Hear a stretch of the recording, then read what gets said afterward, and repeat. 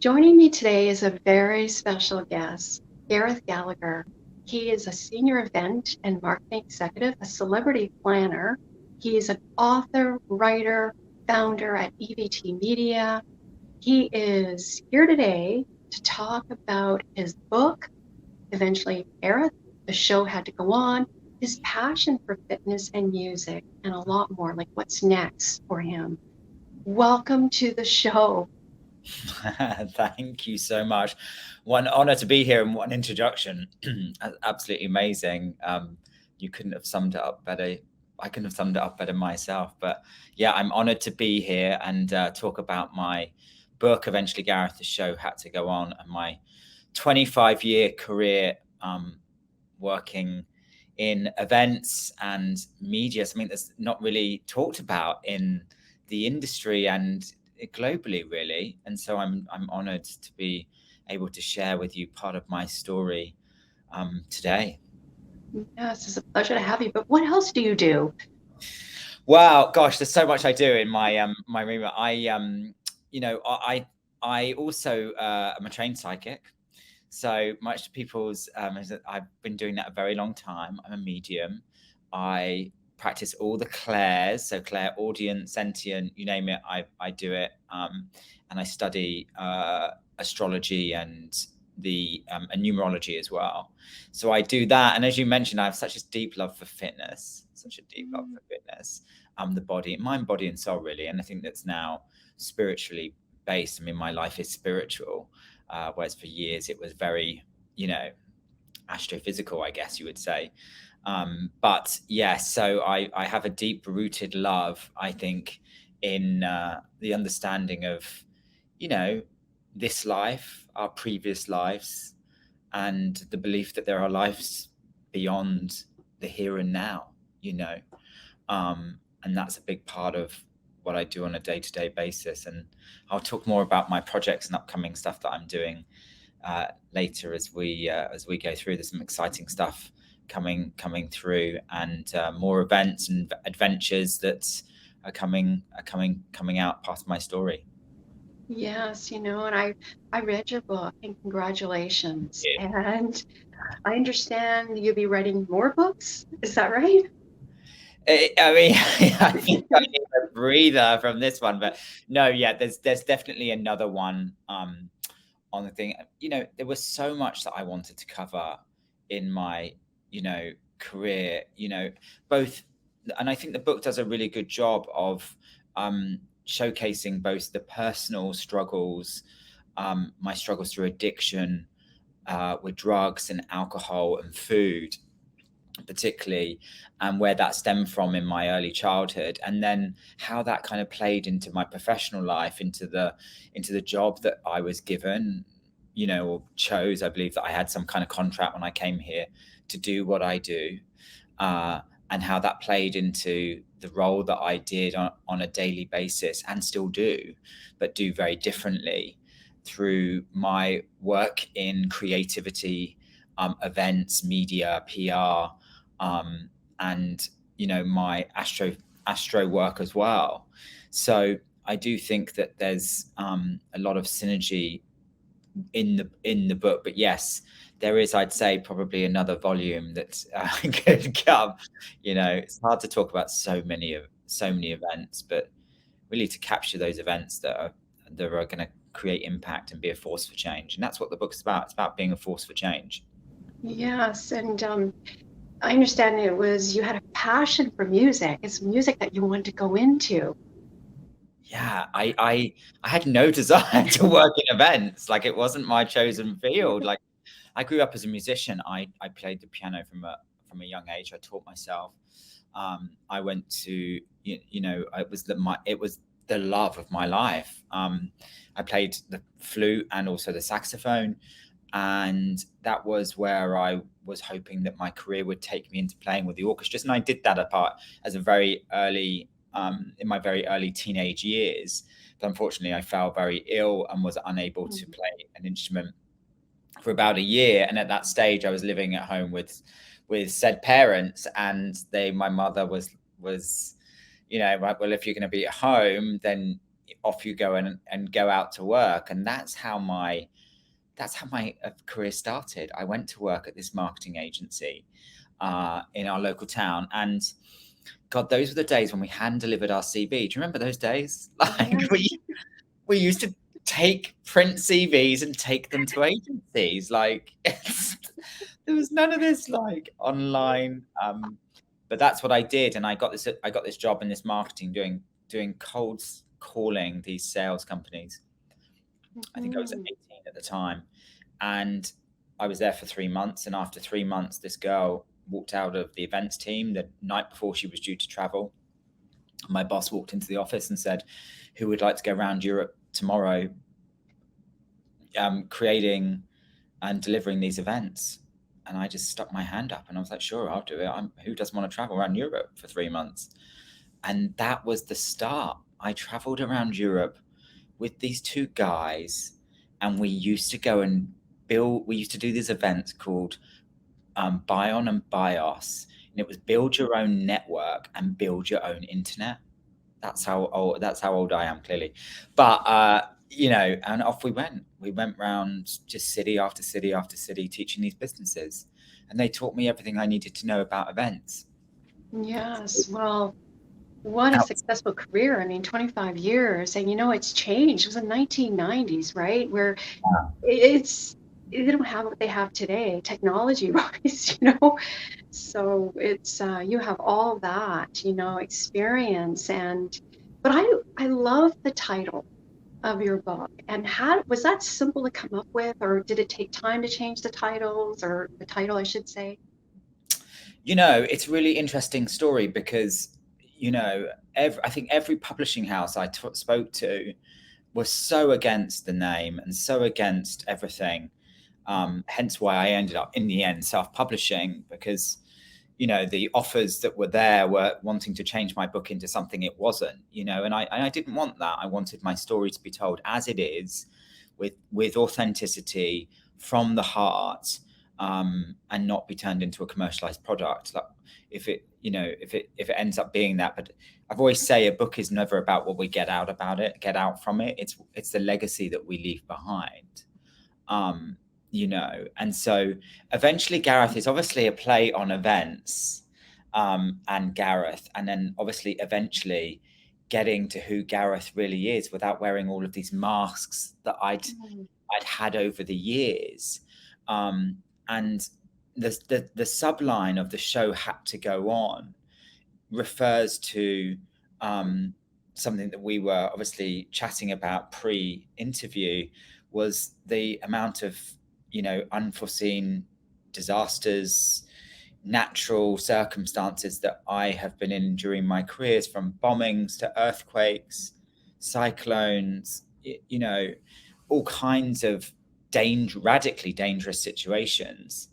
And what was paramount through all of that was, no matter what happened, whether it was my own personal loss of people, or it was my own personal struggle with alcohol and with drugs to cope, or whether it was being thrust into a very dangerous situation, service was always above self.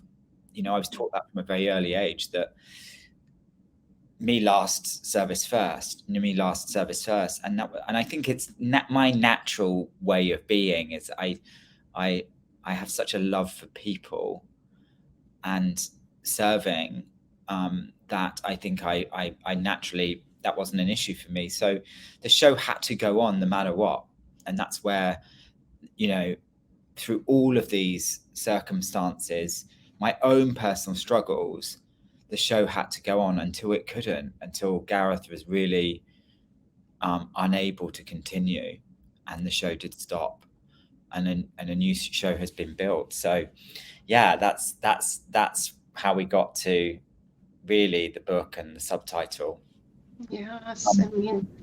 I mean, you taught, like, detailed orientated, your problem solver in the book, and I like at the end, the stage, and it's the mask. I can't say it correctly, but it's a very nice way to end the book.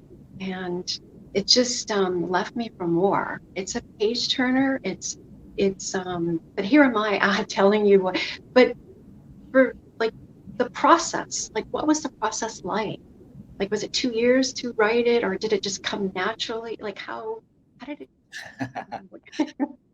No, it was a 5-year project. It was a very, very long project. And I think there's no question that it could have been done a lot sooner, but I think because it was so personal to my circumstance, it was also a journey of healing for me through looking at circumstances that I really had buried for a very long time.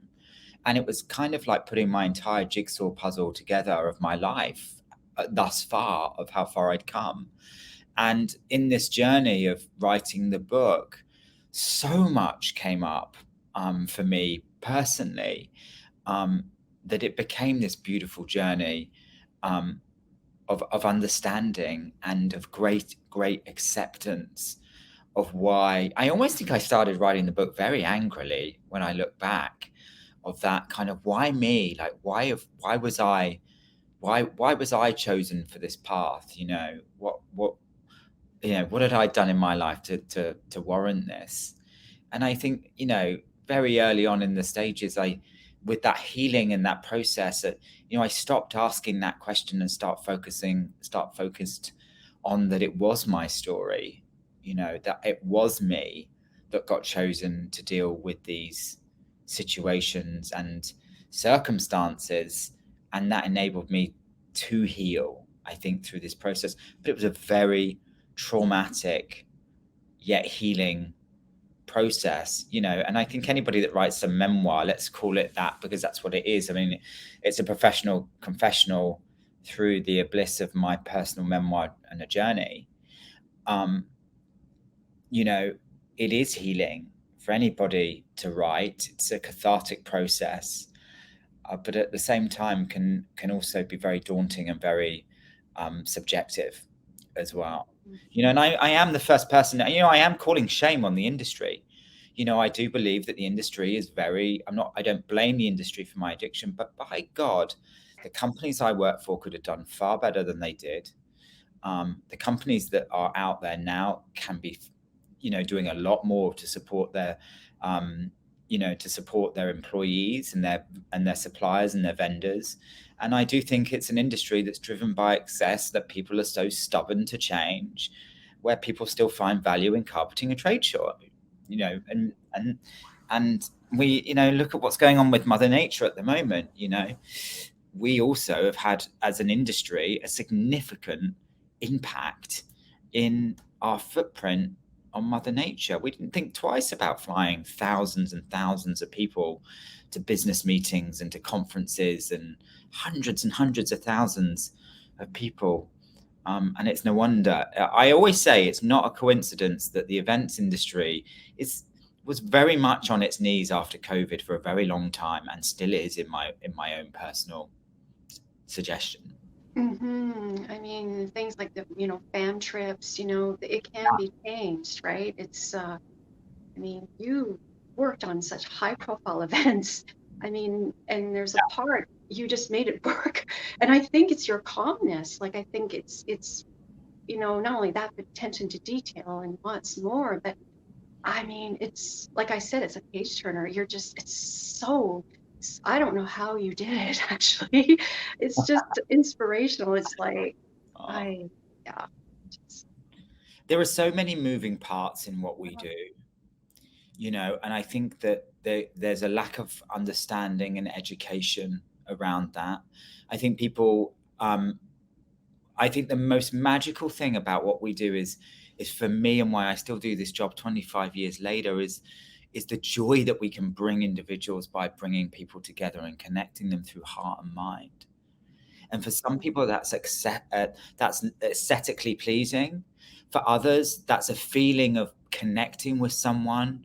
For somebody else, that's, the networking, the socializing, the interaction, and for others, it can be, reward and recognition, or whatever it may be on the human field of emotion that we choose to indulge in. But I think ultimately, I say to clients nowadays, you know, forget your objectives. Like, the objective, you know, your measurement of success is not how many people turned up to this and watched your session. Your measurement of success is how did you make those people feel when they walked Mm, away? Because the feeling is what is going to bring you success, not a yes. numbers game anymore. I just don't believe it. I think we've moved dramatically, and that's the change. We've gone from Pisces, from the age of Pisces now into the age of Aquarius. We've gone into feeling Aquarius, you know, that sign that is so driven by individuality, but amongst a group of people and how we feel about one another. Um, you know, I think is so important. But yes, there are many, many moving parts, and it's a juggling game. You know, that's why it's voted by Forbes as, you know, it's the equivalent of as the stressful as, you know, those that respond on the front line and above a CEO of a bank, way above. Doesn't even come into it. You know, because there are so many last minute requests, and, you know, you're dealing with, you know, multiple layers of suppliers and vendors and people that you are so reliant on that they're going to deliver. And unfortunately, sometimes in events, in my personal experience, when it goes wrong, as you've probably read, it goes really wrong. Yes. Oh my goodness. And you know, the long hours, you know, and the traveling. I mean, I know it, you know, it was writing a memoir. I haven't not yet, but I mean, it bears your soul. It's healing too, right? It's therapeutic as you write your, you know, the book. And but was there a part that, or I should say, were there any highlights that you really loved, like that you really liked? Like the traveling was incredible, like Bangkok to Mumbai, in, you know, other areas. But is there a favorite part in there in the book that you like, or is there kind of subjective? Look, I love the book. You know, it's my pride and joy, and such an achievement for me to also be able to really grasp what we do and travel. I am a traveler. You know, I'm a Sagittarian, and we like to travel. And we because we to experience another culture and to experience a different way of doing things, I think is it brings growth, you know. Mm, And so, you know, I'm blessed. I'm so lucky to have lived in multiple countries, to work.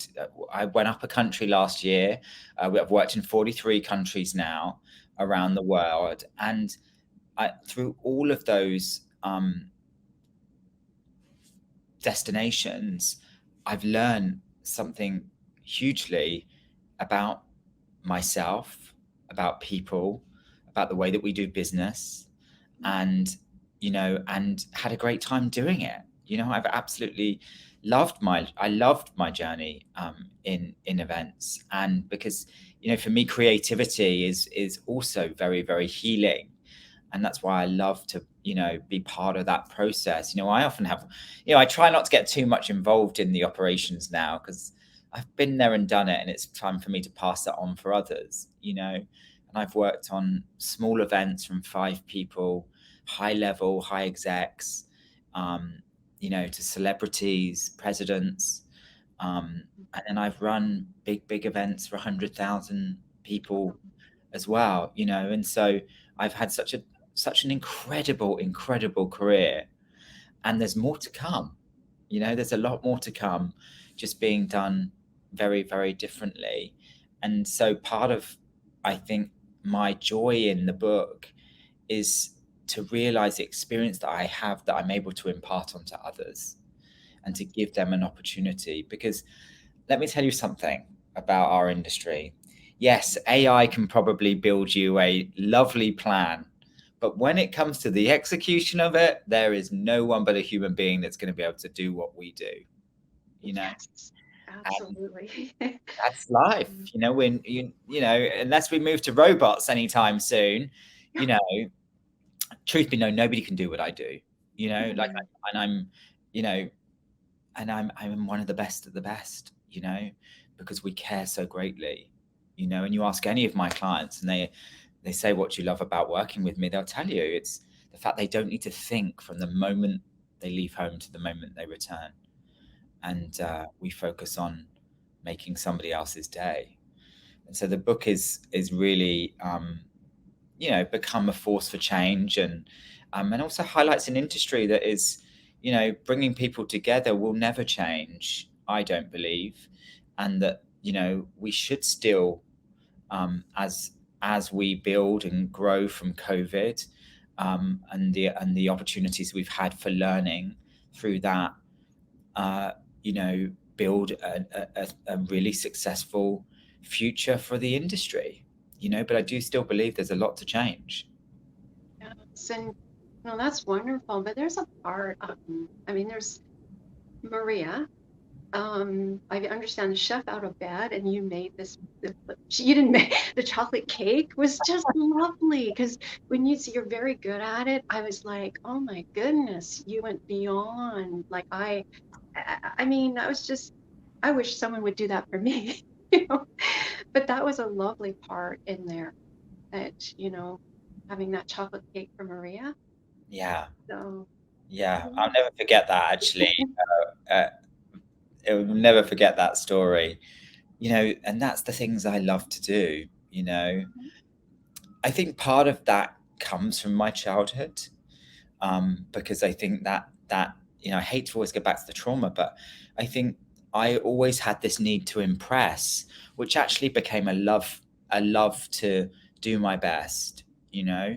And in this circumstance with Maria, who was a client, when she arrived, and it was obviously late and things, I was able to, because I'd built a relationship with the chef, and relationships are critical in what we do.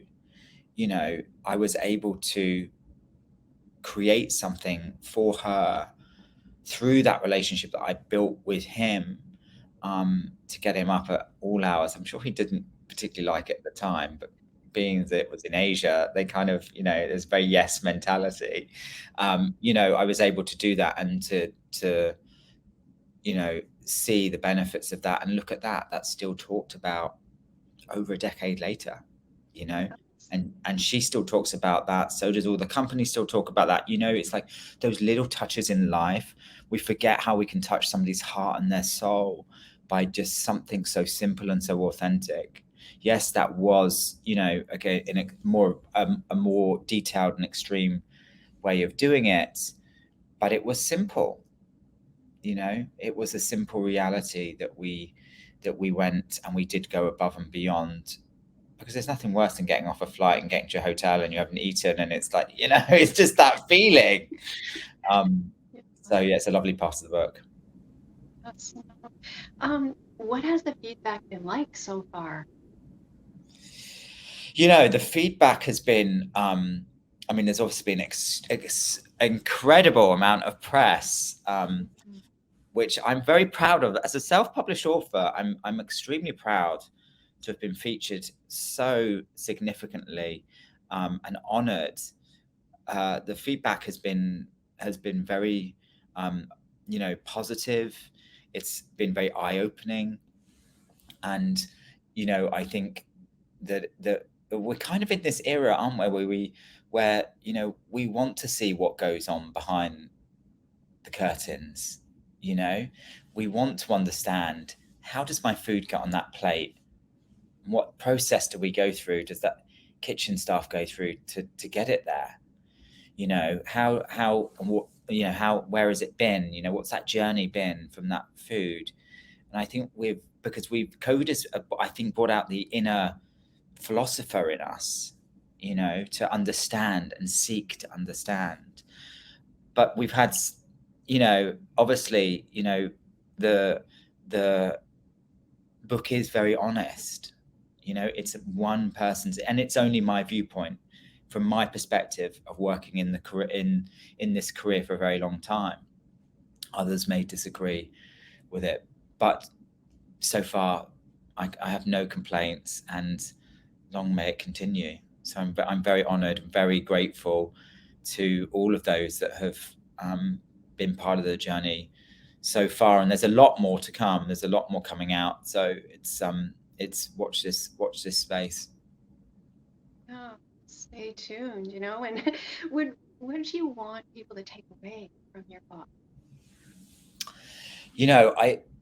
I really want people to understand that no matter what, you can get through, no matter what.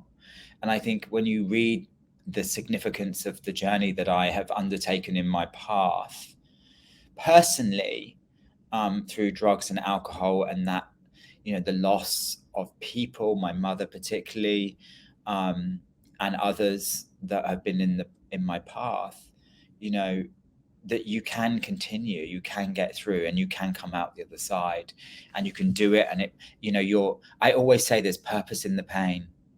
There's Mm, purpose in the pain, and that you can, I think that there are ways that we look to cope, and I think everybody has a story. We all have stories. We're all here. We're all on a path of healing, in my experience. And so I really want people to take away the resilience, that you can be so resilient and resourceful, and that there is a way to get through life, through circumstances, be it challenging. But I think ultimately you've got to have a belief that this is here for me and not against me. And from a professional perspective, the industry, I want the book to be a force for change. I really do. And I'm shouting to the rooftop about the industry. I have so much love for the industry. Um, and my wish is that people see, it's little things in the book. I talk significantly how, the meeting planner is very much like that upstairs downstairs scenario. It's client attendee, meeting planner, suppliers. It's been very them and us for many, many years. And when I look at one element of it, and that being food, it's kind of like the work clients I've worked with, where it's like, well, you don't eat what the attendees eat, God forbid, they're upstairs like eating on their filet mignon, and you're downstairs being fed, rice and beans, and what the significant of that is, that can have such a detrimental effect on an individual.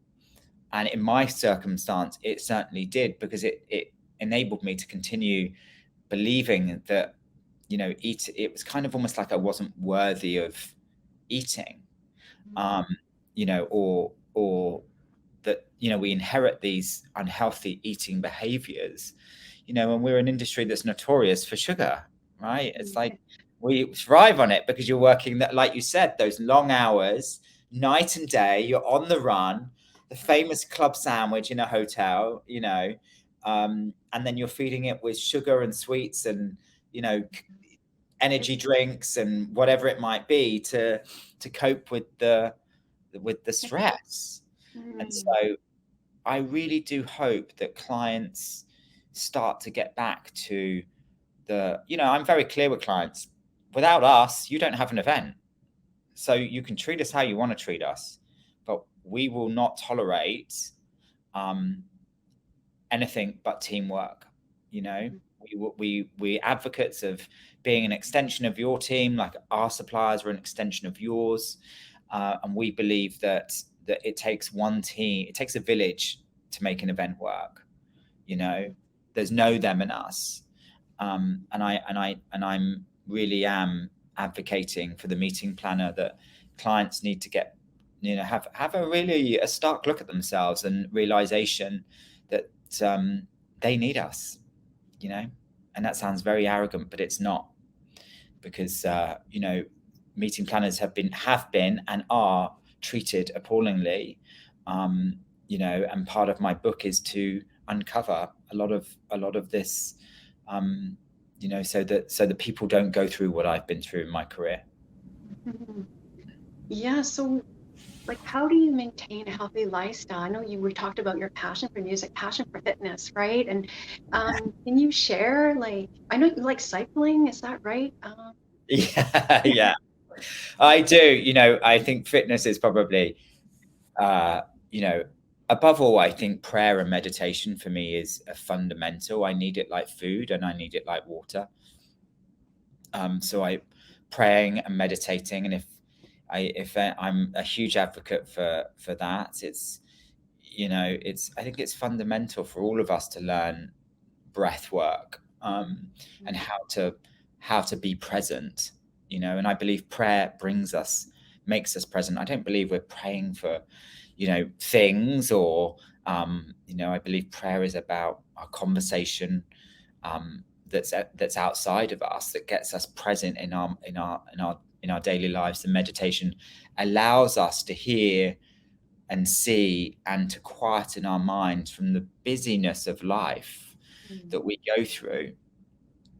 So generally on a daily basis, my prayer and meditation will be a 30-minute practice. And fitness too.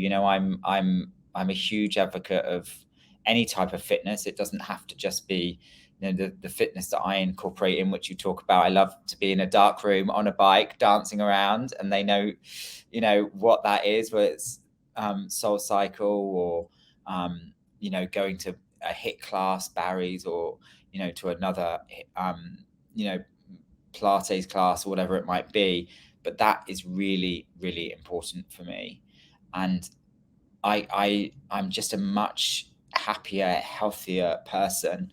I've been vegetarian for a very long time, although I have gone back to eating some fish this year, purely because I need that level of iron in my system. But yeah, I think if you have and obviously giving up the drugs and the alcohol, and living a very clean lifestyle, has enabled me to dramatically improve my health, through those very, utilizing a tool. I call it the toolbox. Whether it's fitness, meditation, healthy eating, whatever it is in your toolbox.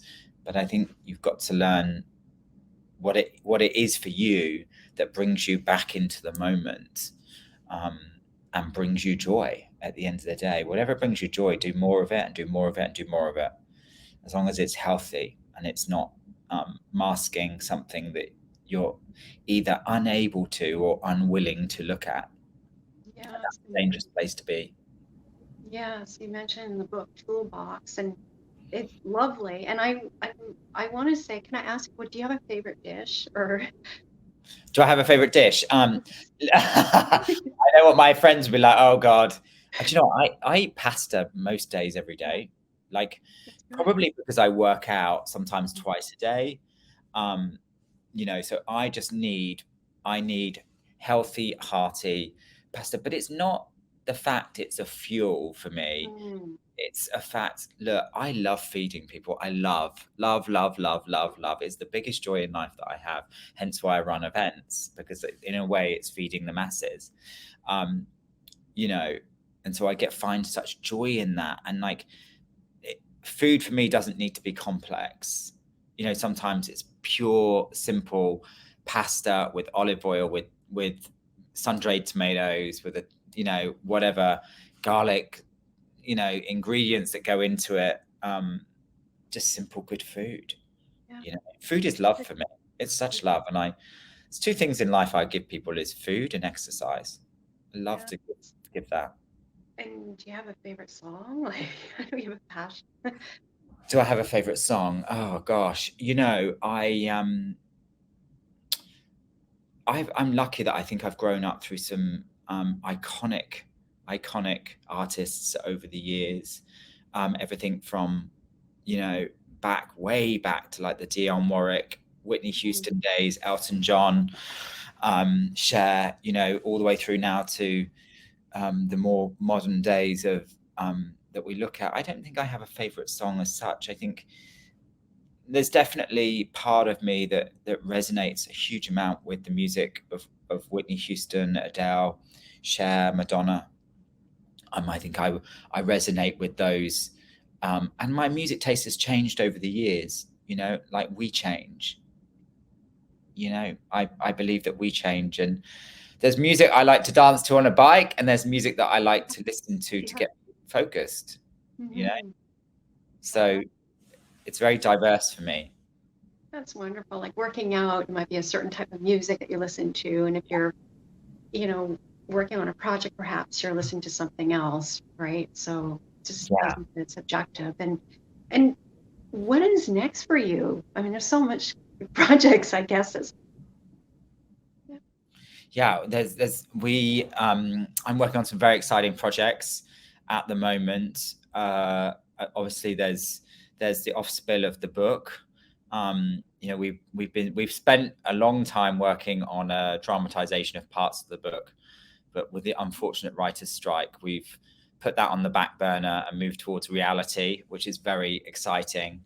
So watch this space for that. We're creating new events for next year on the West Coast and the East Coast, which will have a reality element to it, which will be around, the three things that I love, which is food, music, and movement, and fitness and experiential.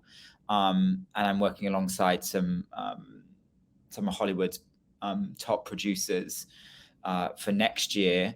And the following year, for 2025, we're working on some incredible new concepts for festivals with some A-list celebrities, which you'll be reading more about that in the press soon. So pretty much all I can say on the subject. And then obviously I'm still working on my my day-to-day projects. I'm launching a new marketing venture in the coming weeks, which is exciting for me. And then my next book launch is coming up in New York, hence why I'm here at the moment. And that will be in November. And we will, people can check out my Instagram or LinkedIn. If those don't follow me, please follow me on either. And they can, check out the dates for those upcoming book launches as well. And then next year, we will be doing a launch in other parts of the world. So Europe, obviously my home country, and then in Australia, Asia, and Middle East are the focus for the following year. So there's some really exciting projects coming out. I think there's a press release about the latest project within the Hollywood show industry. So keep an eye out for that in the coming weeks. That's wonderful. Congratulations on everything. And before we leave, is there anything else you'd like to add? No, other than thank you so much. And if you want to buy my book, it's on Amazon. It's on pre-order for the time being. If you want to get a copy straight away, please visit bookbaby.com and you can buy it there directly, or you can now go and get it in all Barnes and Noble stores or online as well at Barnes and Noble as well. So there are many ways to get the book. Thank you for supporting me. Thank you so much for having me today. I feel honored and blessed to be talking to you, and look forward to hearing more feedback and what the future holds. Thank you so much for your time today. Pleasure.